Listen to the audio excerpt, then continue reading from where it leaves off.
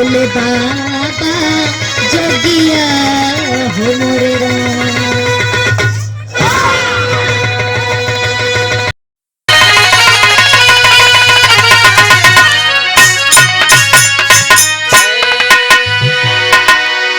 बिरहा में 4 लाइन भूमिका लिखले कवि जी।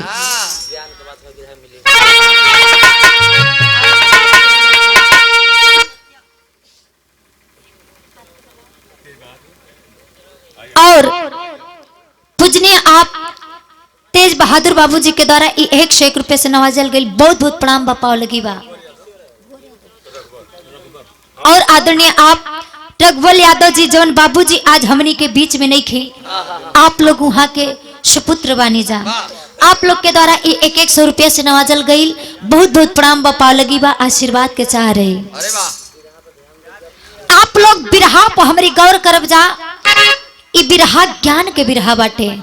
आप लोग यहाँ बैठल हैं जा, कभी भी कहीं भी बिरहा आप लोग के काम में आ सकत है। कुछ ऐसा एम याद भी बसल बा और कुहेसा तो इतना भइल बा पूरा मुंह में ढोक के। आई मास्टर साहब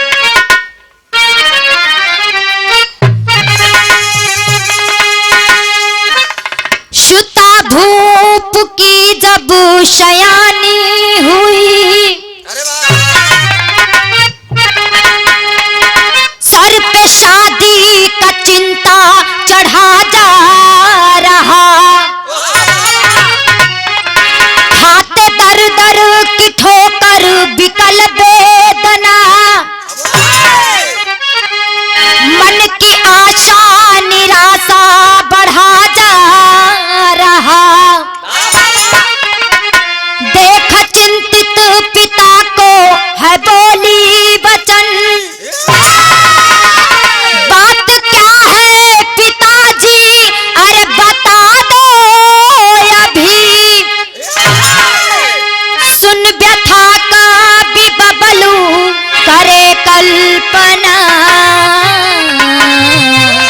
बाप बेटी क्षमा बन के चलते सभी,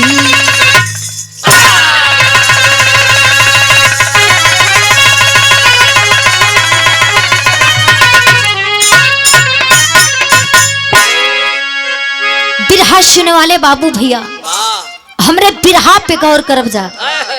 ये कहानी राजा सूर्यभान के बा जवन अपना राज्य में बड़ा ही अच्छा प्रशासन चलावत रहलन। अपन राज्य के लोगन के बड़ा खुश रखस रहलन।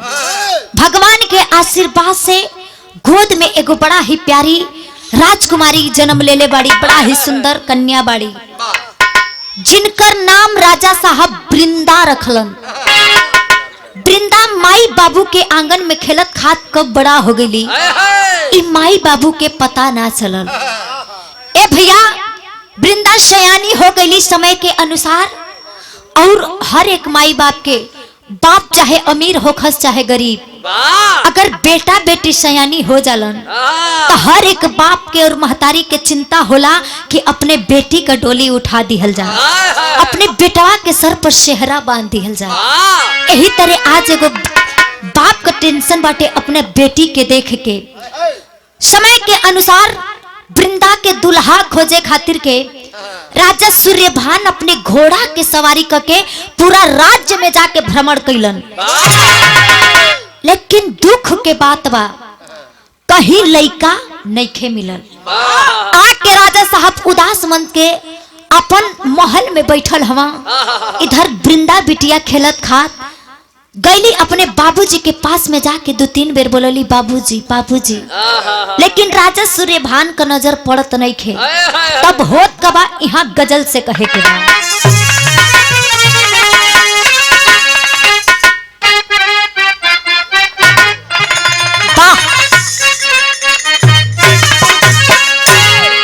ई कौनो प्रेमी कहे पहलवान जी, ई कौनो प्रेमी कहे कि ऐ बेवफा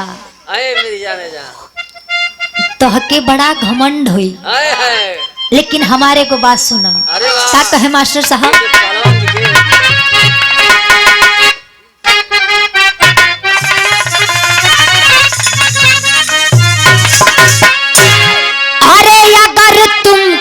मुझसे, अरे अगर तुमको मुझसे मोहब्बत नहीं है,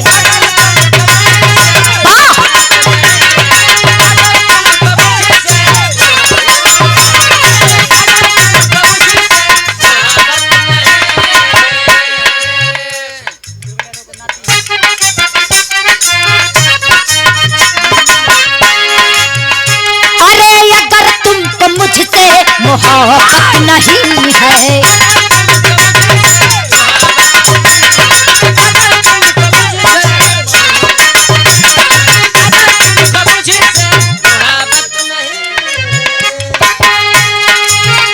अरे अगर तुमको मुझसे मोहब्बत नहीं है,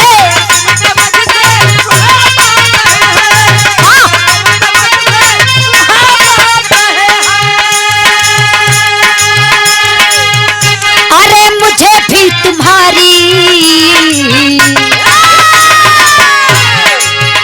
अरे मुझे भी तुम्हारी जरूरत नहीं है।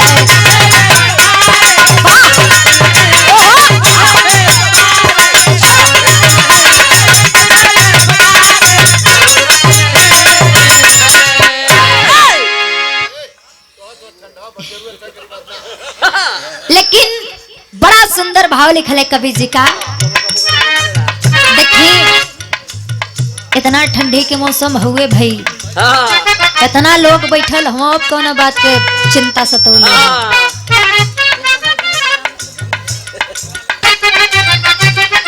जब वृंदा बिटिया गइल बाड़ी अपने बाबूजी के बुलावत ताड़ी, बाबूजी बाबूजी, राजा सूर्यभान इतना चिंता में खो गइल बा ना कि अपने बिटिया रानी के नहीं खा सुन पावो। राजकुमारी वृंदा करी बाबूजी, तब राजा सूर्यभान एकदम अचानक से अपने बिटिया की ओर ताकत हम होत कहा,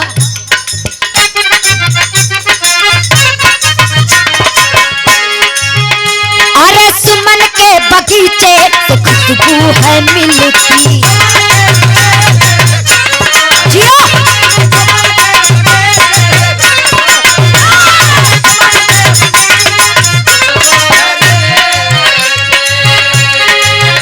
अरे सुमन के बगीचे से खुशबू है मिलती,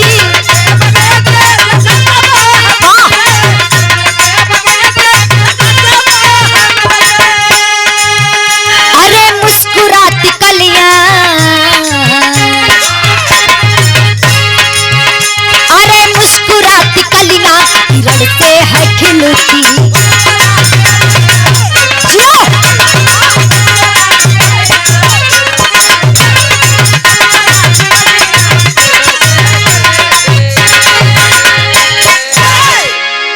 राजा सूर्यभान जब अचानक से अपने बिटिया रानी की तरफ देखत हम, देख के सोच में पड़ल हम कि बाहरे भगवान, बाहरे तोहर लीला, न हमरा पास धन के कमी बा और न हमार बिटिया के सुंदरता के कमी बा, लेकिन दुख एह बात के बा कि घर मिलता तो वर ना, वर मिलता तो घर ना।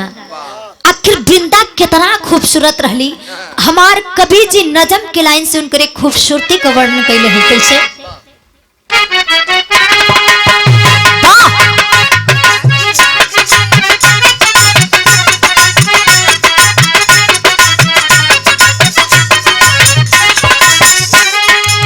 राजा की लाडली इकलौती खूबसूरत है, राजा की लाडली इकलौती खूबसूरत है, चढ़ी जवानी में देवी स्वरूप मूरत है।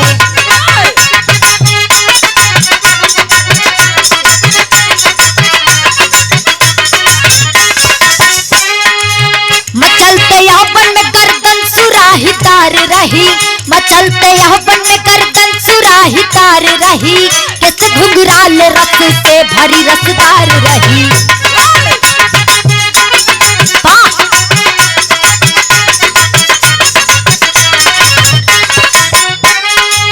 नैन नासील होठ में सुरा की प्याली है, नैन नासील होठ में सुरा की प्याली है, चांद की चांदनी चलिया चले मतवाली है।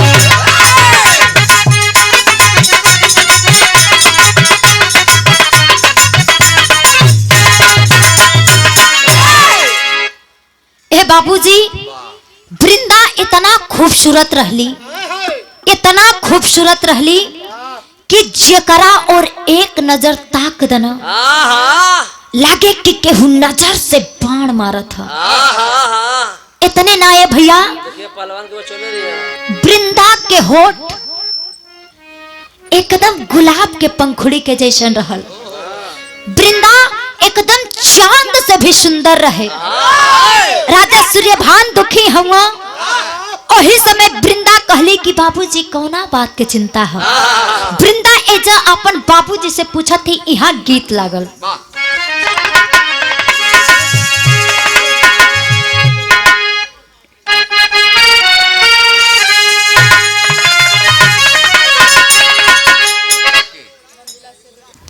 देखिए यह गीत के छपरा जिला के लवंडा बड़ा बढ़िया से गा के एकदम नाचेला।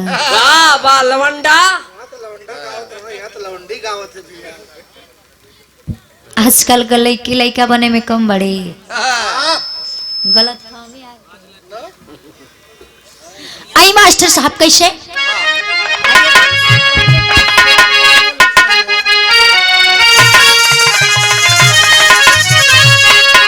अरे गाबना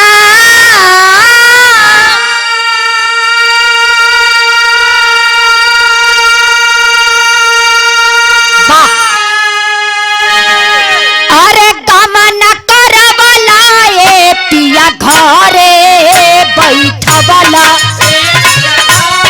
हाँ अरे जिया हो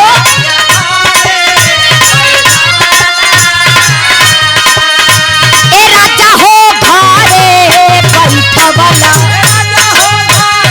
अरे जिया से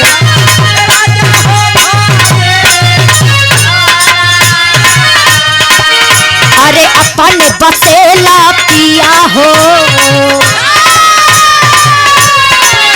अरे अपन बसेला पिया हो पूरा की बहन जिया अपन बसेला जिया।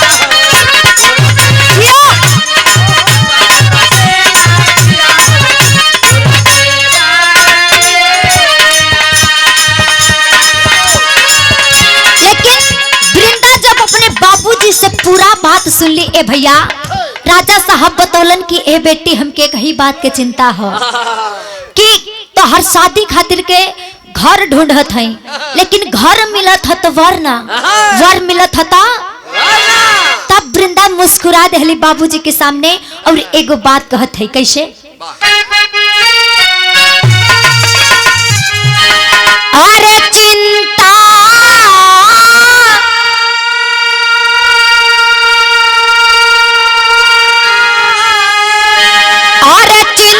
हटावा चित्त से कहली पिटनिया।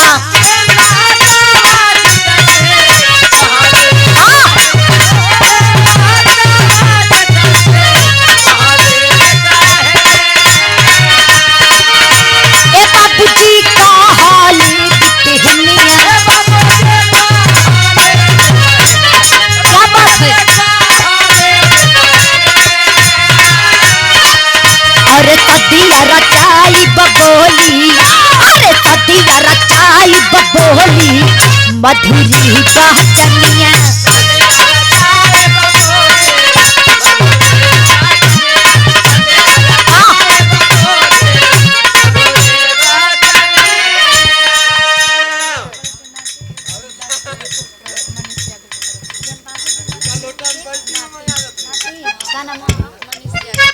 और जन बाबूजी आज हमने के बीच में ना रहले, वहाँ के आप नाती मनीष यादव जी के द्वारा 21 रुपया से नवाजल गए। वृंदा कहली कि बाबूजी एकदम चिंता मत करिए, आप चिंता मत ले। अगर हमार शादी करे के हा तो एगो काम करी। का कहा अरे हो ये स्वयं बताई यारी करवा दो।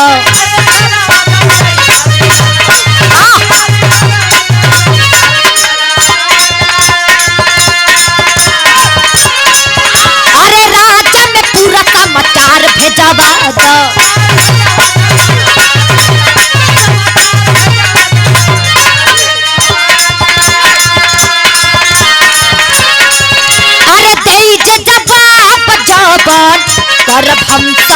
बलिया।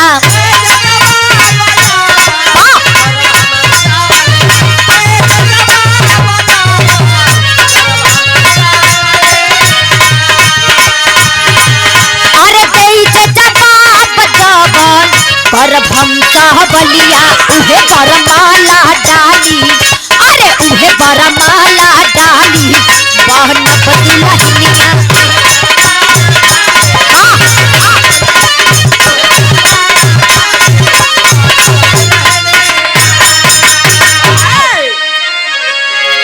वृंदा कहली कि बाबूजी आप एकदम चिंता मत ले, अगर हमार शादी करे के हो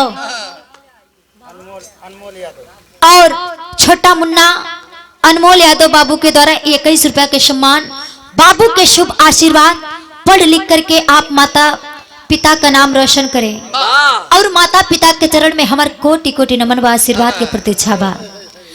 वृंदा कहली कि बाबूजी अगर हमार शादी करे के हो तो स्वयंवर रचवा दे। स्वयंवर में तमाम लोग यहाँ एको प्रकार का और हमार शादी हो जाए। राजा साहब जब इतनी बात सुनलन कहलन अरे वाह बेटी वाह, वाह बेटी वाह, तू तो हमार इतना बढ़िया टेंशन के क्षण भर में दूर कर देहलू। आज मान गई कि तू हमार बेटी हो। ए भैया वृंदा कहली कि पिताश्री ठीक बा, स्वयंवर तो ठीक बा, लेकिन हमार एगो शर्त रही और स्वयंवर में हमार एगो सवाल रही। का रही? ए जो गीत बदलता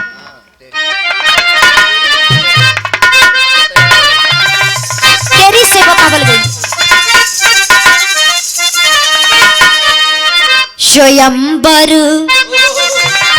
की तैयारी हो गई, वृंदा बनी बहुरिया बिहते धरती अंबर।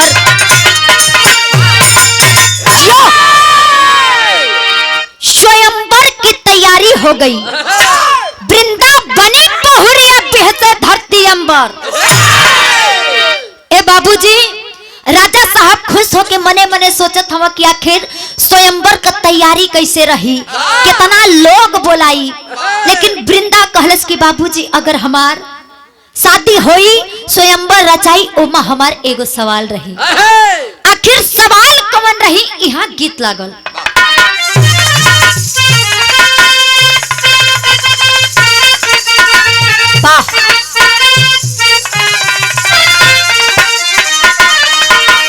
गीत के स्वर्गीय रामदेव गुरु जी गईलन और गा के चल गईलन। तो तू गावो या गा के जा है अब हिन पूरा जिंदगी बचले भैया, काहे इतना जल्दी और जाइल होलो कि मनो चल जाए।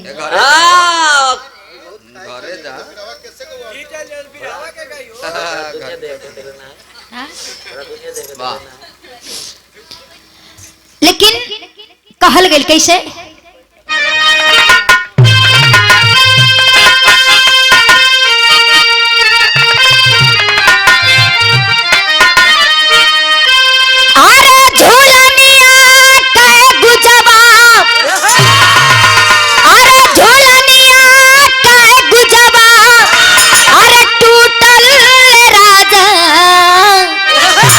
जमनिया में गड़िया छूटल राजा, जमनिया में वाह क्या बात है। जमनिया में गड़िया छूटल राजा।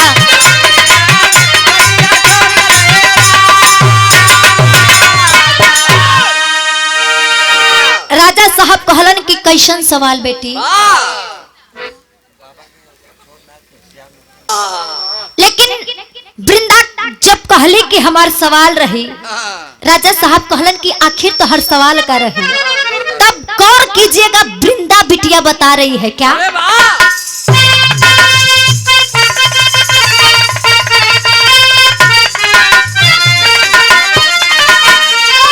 अरे सही सही बीसता, अरे सही सही बीसता जगनती सुनाई, उहे यापन हमके दुल्ही बनाई।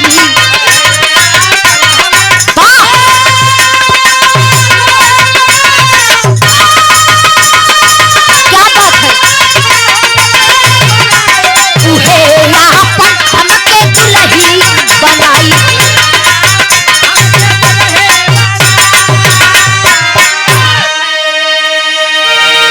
जब राजा सूर्यभान इतनी बतिया सुनलन, कहलन बेटी गिनती, अरे पगली ई तो कौनो लड़का 1 से 20 ले सुना दी रे। वृंदा कहलस कि ना पिताश्री ना, गिनती कैसन रहे के चाहिए बतावतिया कैसे।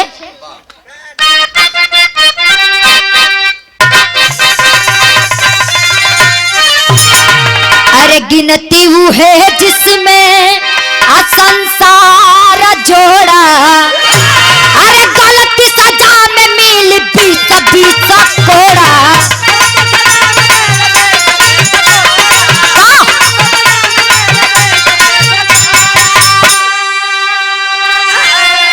अरे राजा महाराजा, अरे राजा महाराजा जे उत्तर बताई, उहे यापन हमके दुल्ही बनाई।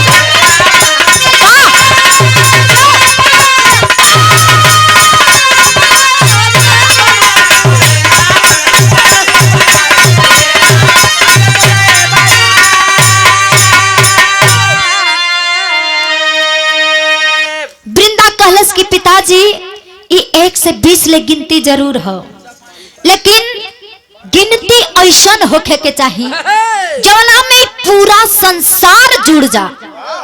और अगर 1 से 20 ले गिनती में पूरा संसार जुड़ जा, और अगर जे हमके यह गिनती के गलत बताई, ओके हम सजा में 20 कोड़ा मारब। ए भैया राजा साहब इतनी बात सुनलन, कहलन कि बे तमाम लोग हन, केहू तो बताई कि आखिर गिनती का मतलब कहा, गिनती हो कैसे।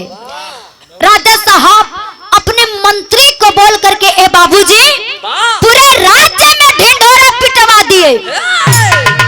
हर राज्य के राजा राजकुमार तमाम लोग सुन करके ए बाबूजी इधर स्वयंवर का तैयारी होखे लागल जोर शोर से।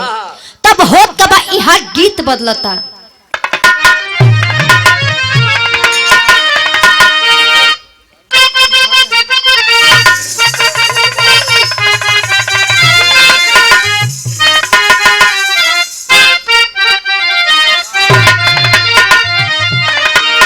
यह गीत के स्वर्गीय बुल्लू गुरुजी गैलन। कैसे मास्टर साहब?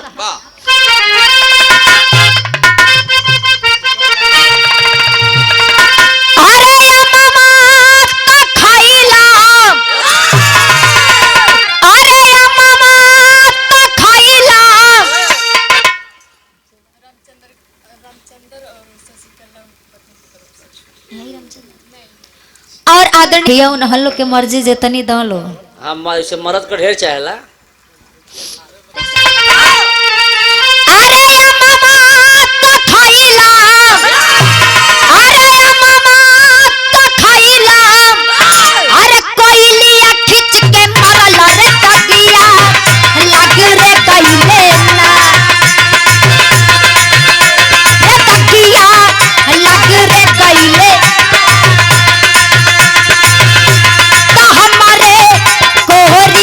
चुनरिया रे बगिया, लग रे गइले ना तो हमारे।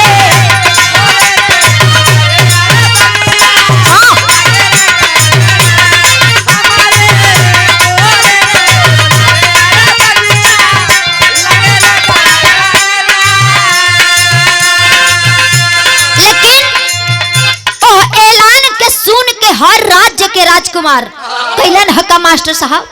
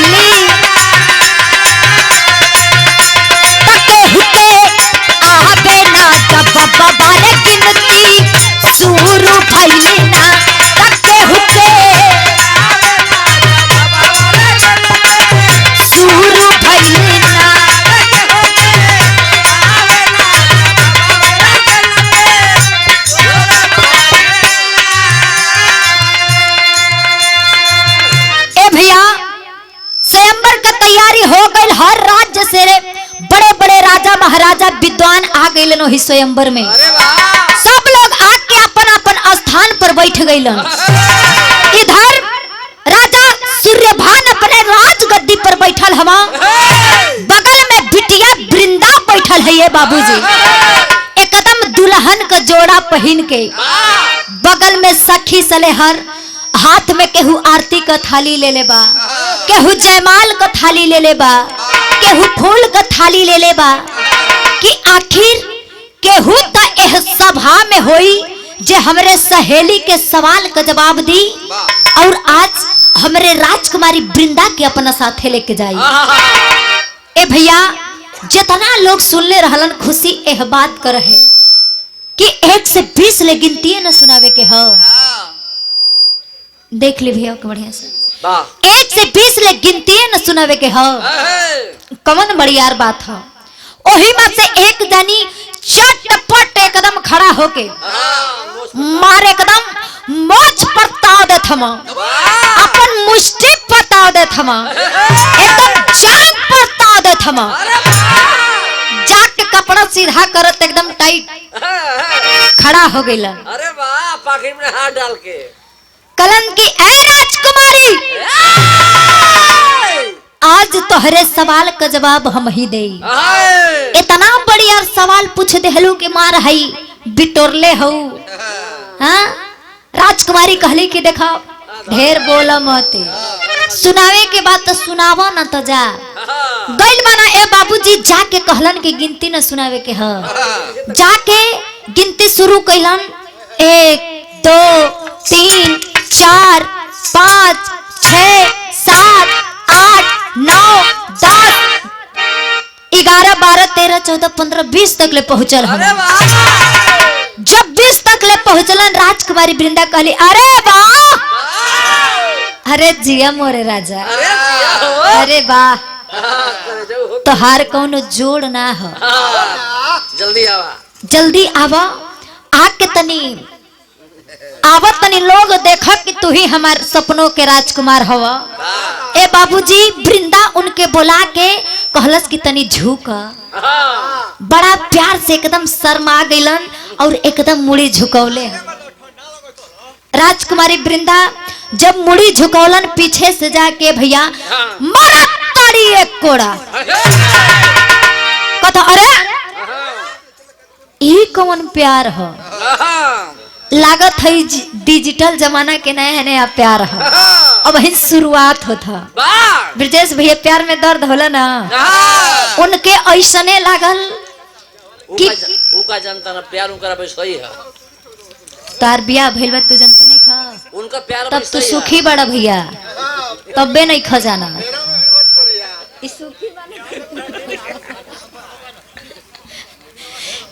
लेकिन गौर करब जा, कहलन की लागत है कि प्यार का शुरुआत है, अब लागत है बरमाला डली है। ए बाबूजी मार ऐठत हम। ओकरा बाद राजकुमारी आनता मारतिया 20 कोड़ा। मंत्री के आदेश देले बंद कर दो इस साले को जेल में।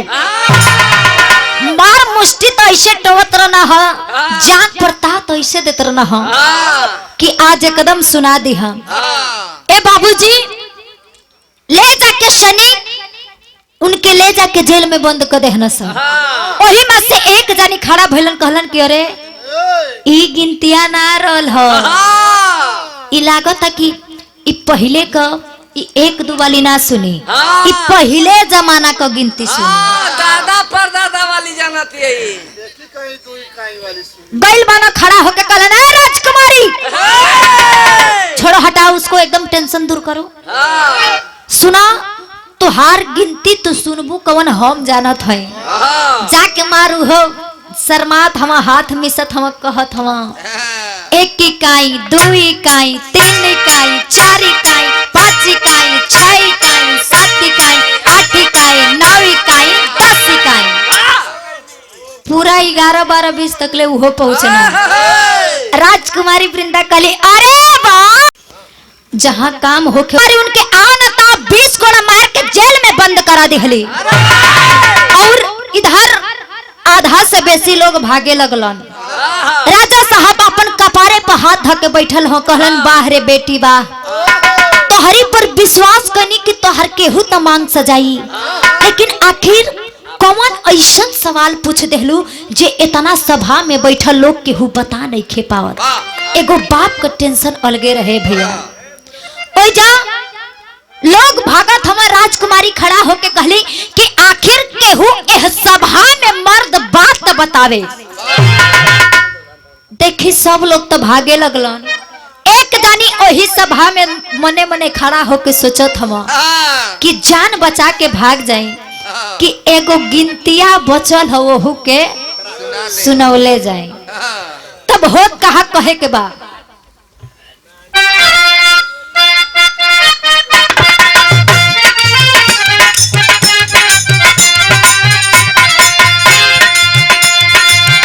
राजा के ऐलान सुन के आइले राजाना,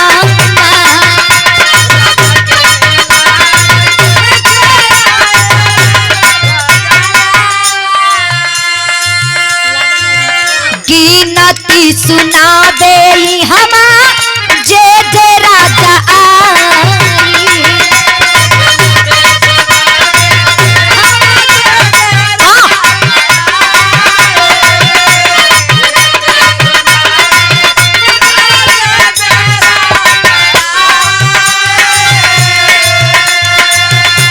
वृंदा के हाथे सामा बीता तोड़ पाई,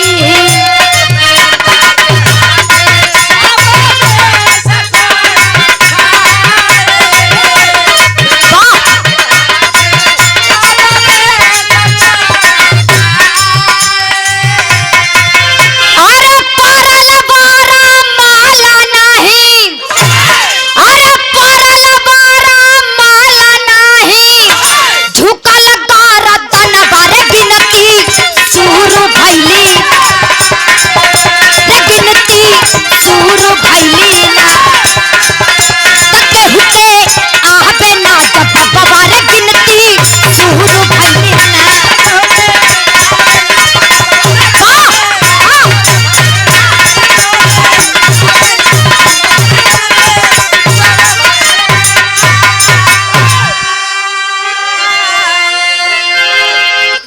केहू गिनती के सुना नहीं खे पाओ, सब लोग अपन अपन गिनती सुनाना। एक जनी दुविधा में पड़ल रहलन कि एगो गिनतिया बचल है ब्रजेश भैया, सुनाई कि ना सुनाई। कलन की बे भले जान जाई, का जानी इहे गिनतिया होखे और राजकुमारी इतना सुंदर हो, एकदम मूरत जैसन लौकत हिया, अगर इहे गिनतिया ओकर पसंदीदा भइल तो हम बियाह कर लेब और सब सरवा देख देख जरी हंस। इहे सोच के पहुंचल बाना जाके कलन है राजकुमारी, चाहे मार दिह चाहे कटवा दिह, हम तो तोहर आशिक हई, एगो गिनतिया बचल है बता के जाए। जाके खड़ा होके कहत हम 1 2 3 4 5 6 7 8 9 10 11 12 20 तक ले पहुंचल हवा। राजकुमारी वृंदा कहली अरे वाह, एकदम तू ही हमार सपना के राजकुमार हवा। जब जब हम सुतत रहनी, जब सुती तोहरे बस सपना आवे। बताव 2 आदमी के मरवा देनी है, सब महल है, सब लोग छोड़ छोड़ भागत है, आखिर इतना देरी काहे कैला हवा। राजकुमारी वृंदा कहली कतनी आवा मंचवा पर खड़ा होके हथवा हाय हेलो कह द कि तू ही हमार सपनवा में आवत रहला। ए भैया उमनई जाके मंच पर शर्मा शर्मा चढ़ल तो जाके जब घूम के हाथ उठा के आदमी से हाय हेलो करत है, वृंदा मारतिया एक कोड़ा जाके गिरल बना, भर मुहे माटी ले ले ना। कहले वृंदा कहली कि आइल रहला बियाह करे। उन्हू के भैया जेल में बंद करवा दे वृंदा। इधर जितना लोग भागत रह, हमारे लोग हाफत परात भागत रह। एगो अहिर का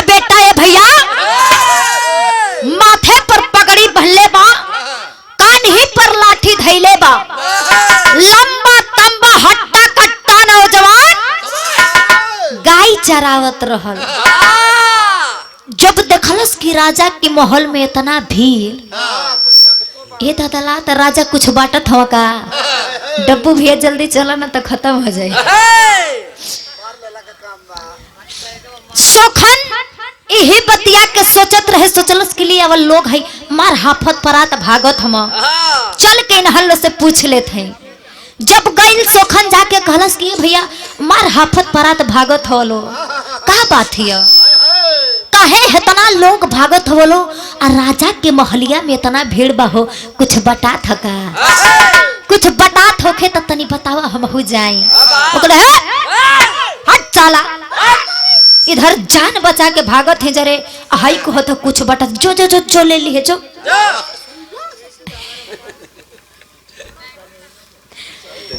ए भैया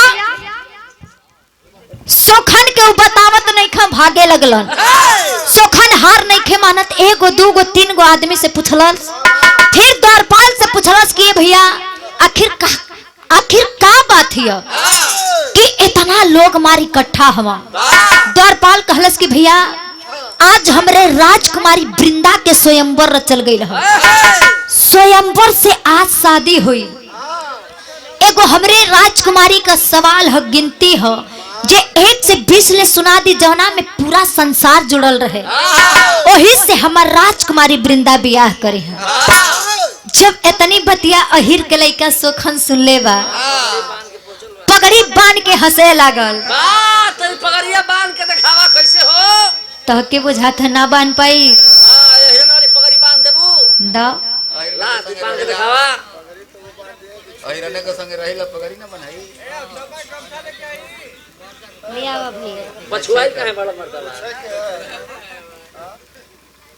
ले तो पगड़ी दिखाई। ज्यादा भैया दिकार हो जिंदगी में। ठीक है, सही है। 1 मिनट हां देखा ये जन के पगड़ी बनाती है, बस का बना एक कोशिश करत है, हमारे लीलारा पर कुछ देखत हवा, वही के बरावत हवे। अरे देखा है इधर का पगड़ी देखा है जिया, चौहान जी सिखाओ तुम देखा हो रिया।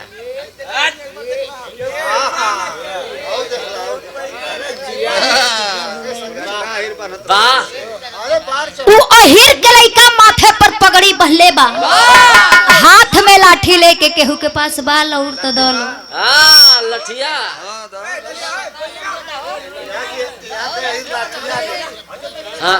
अहिर कैसा कि जखरे माथे पर पगड़ी ना होखे, कान्ही पर लाठी ना होखे।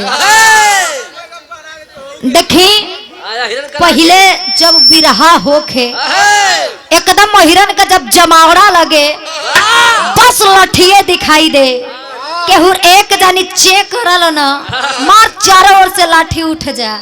लेकिन आज तक कोनो कपारो फोड़ के भाग जाई, ए डंडा कहाँ रे, डंडा कहाँ रे, बतावलो।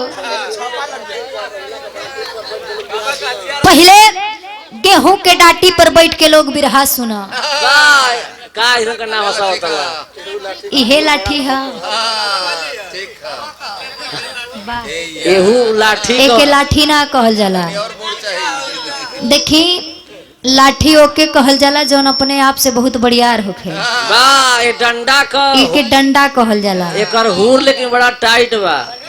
लो भैया रख लो, लठियों को काम ना दे शोभे बिगड़ जाए। लेकिन हमारे बिरहा पर गौर करब जा। अरे वाह, अहिर के लइका कहलस कि अरे हे कर देखा ना, ई सब तो जब छोट छोट रहल जा तब बाबूजी सुनावत रहलन। कहलस कि जा अपने राजकुमारी से पूछ के आवा कि हम अगर सवाल के जवाब दे दे तो हमसे बियाह करी। हाँ, द्वारपाल गइल बा, राजकुमारी से पूछलस, राजकुमारी कहली के जरूर जवाब दे, जरूर हम बियाह करब। सोखन गइल बाटे, जाके खड़ा भइल बीचों बीच, लोग देख के सोखन के मजाक उड़ावे लगलन, हंसे लगलन, कहलन कि हई देखो ना, हई गाय चरावे वाला इतना राजा महाराजा विद्वान बैठना हो, केहू जवाब ना दिहल, हई देखो गाय चरावे वाला जवाब दे। हाँ लंठ जाता है, बात है। यही तर लिहला बहुत बढ़िया रहा। ई भइल बात ओके नीचे कर और नीचे ना ऊ ना रहले ई नीचे रहले। हां वो यार पर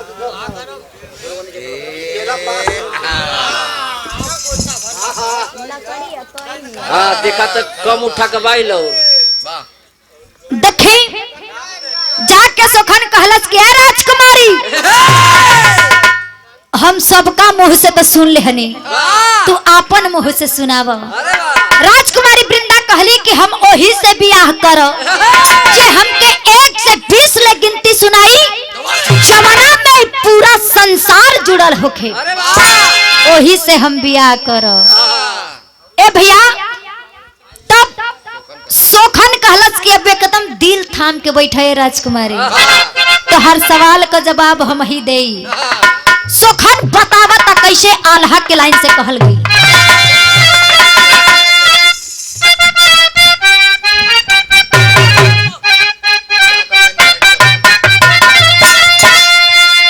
ई बिरहा के मेन पॉइंट बाटे, आप लोग एकदम गौर करब जा, एह बिरहा में आप लोग के जरूर कुछ ना कुछ मिली। कहना है कैसे,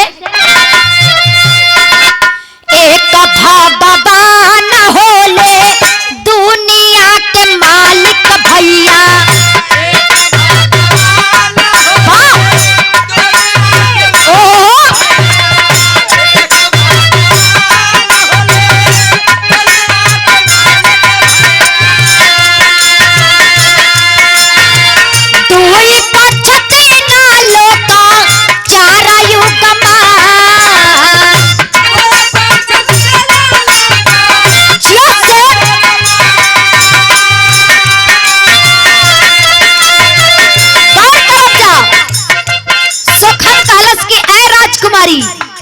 तो हर पहला गिनती का जवाब एक ही भगवान है जो इस पूरे संसार का मालिक है।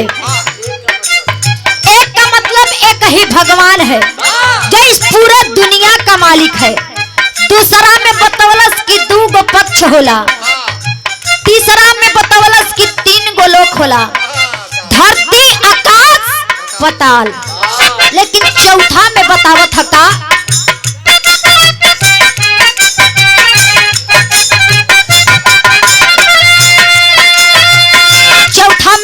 किया राजकुमारी 4 गो युग होला, सतयुग त्रेता द्वापर कलयुग। लेकिन 5वां में बतावत है कैसे, पांचा होला पांडव छह, 7 दिनवा पंचो।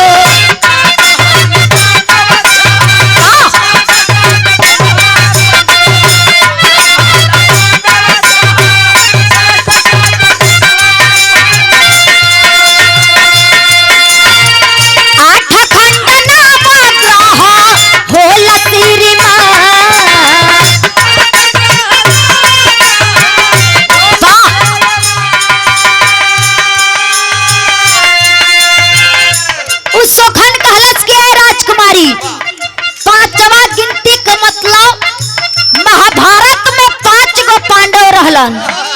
छठवा में बतौलस की 6 गो शास्त्र होला, 7वां में बतौलस की 7 गो दिन होला, जौना के सोमवार, मंगलवार, बुधवार, गुरुवार, शुक्रवार, शनिवार और रविवार के नाम से जानल जाला। 8वां में बतौलस की 8 गो खंड, 9वां में बतौलस की 9 गो ग्रह होला, बुध, शुक्र, पृथ्वी, मंगल, बृहस्पति, शनि, अरुण, वरुण। लेकिन 10वां में का बतावतिया,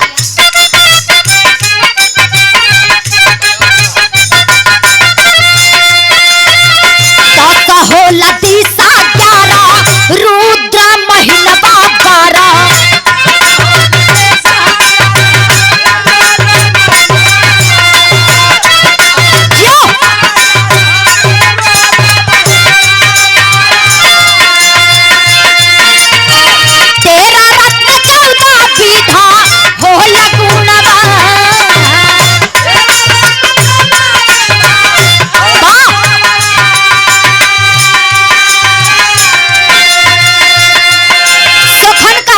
राजकुमारी 10वां में बतौलस, 10वां गिनती का मतलब कि 10 गो दिशा होला, 11वां में बतौलस कि 11 गो रुद्र होला, 12वां में बतौलस कि 12 गो महीना होला, जौना के जनवरी फरवरी मार्च अप्रैल मई जून जुलाई अगस्त सितंबर अक्टूबर नवंबर दिसंबर के नाम से जानल जाला।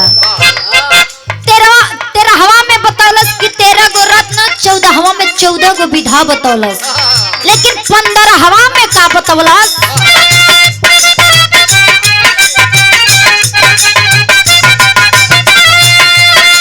15 तिथि 16 श्राद्ध के कहानियां पंचो।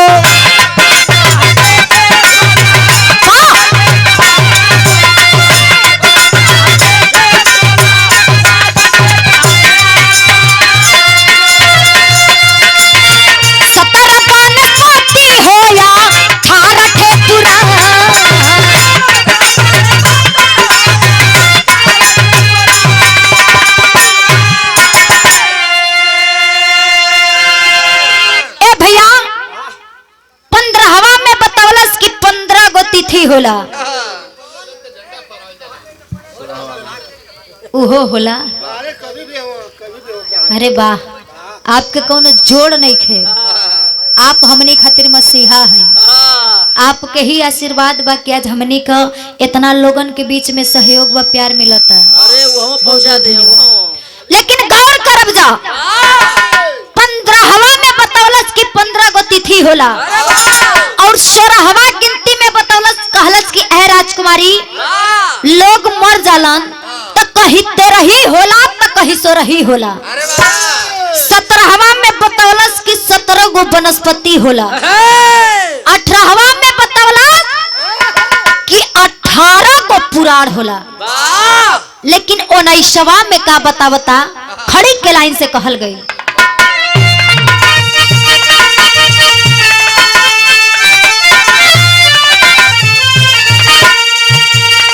अरे वो 19 में तू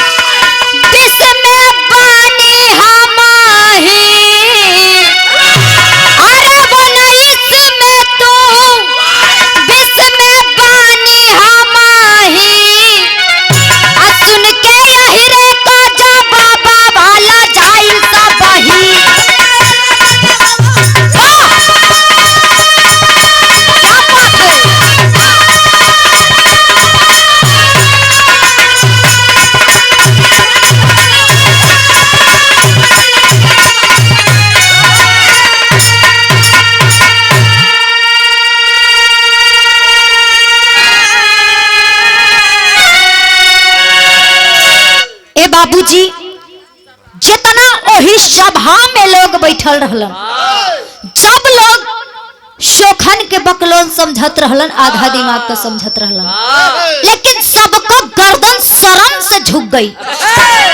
शोखन कहलस कि ऐ राजकुमारी, आखिर बतावा कि जौन गिनतियां सुनावत हई ई सही ह कि ना ह? ए भैया, अब राजकुमारी का बात काहे निकले? राजकुमारी सोचली कि लागत है कि अब यही के संग है हमहू के गाय चरावे के पड़ी।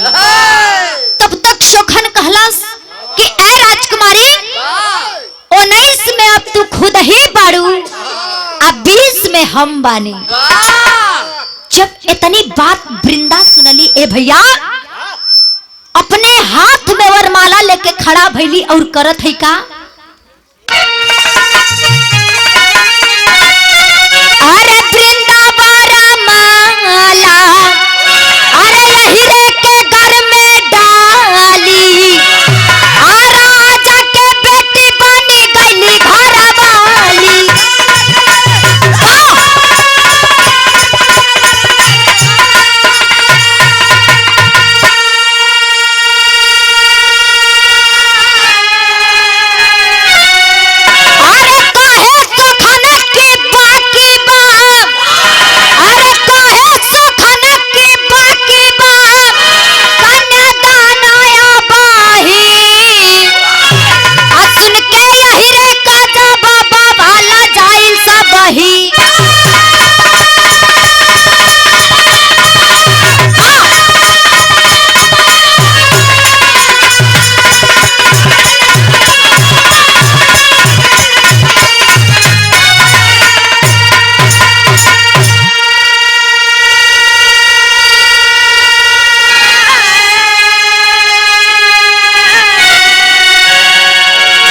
ए भैया, राजकुमारी वृंदा हंसी खुशी हाथ में वरमाला लेके और ले जाके सुखन के गले में डाल दिली।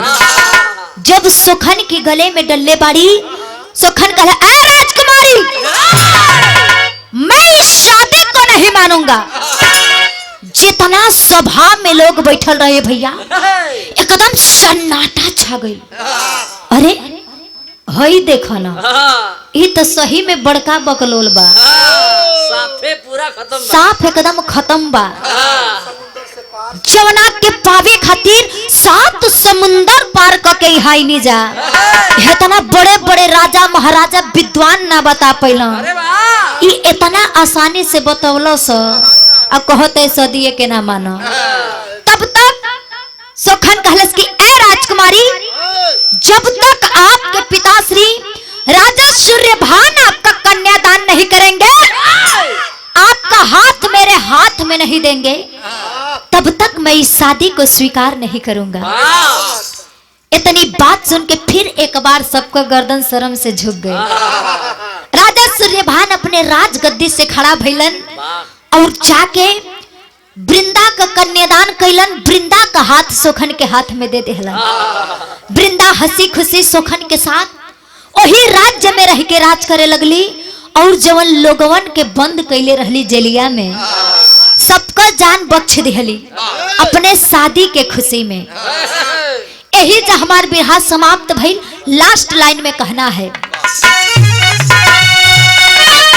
गुरु बिहारी गुरु गणेश जी जन्नत में जोग रमाए,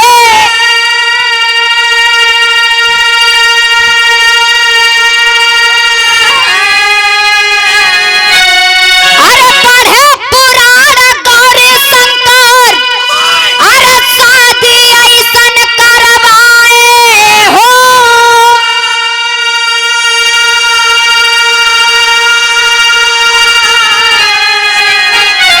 अरे स्वयंवर की तैयारी हो गई, ए भैया स्वयंवर की तैयारी हो गई।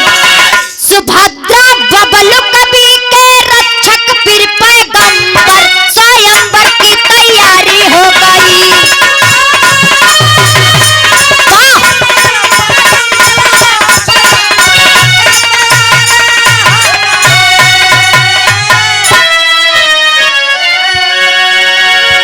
बहुत बहुत